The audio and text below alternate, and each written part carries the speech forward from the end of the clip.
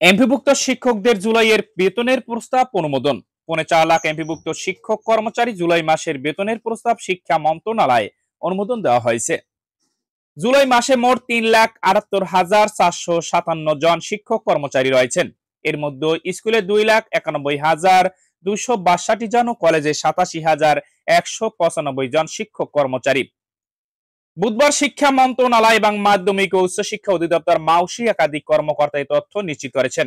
সরকারি কর্মকর্তা কর্মচারীরা ইএফটির মাধ্যমে বেতন ভাতা পান।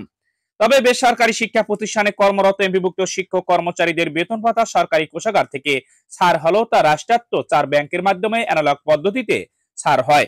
এই অর্থ তুলতে শিক্ষকদের নানান ভোগান্তিতে পড়তে হতো। বর্তমানে এমপিভুক্ত শিক্ষকরা ইএফটিতে পাওয়া শুরু করেছে। তবে অনেকেই ভোগান্তি মধ্যে পড়েছেন।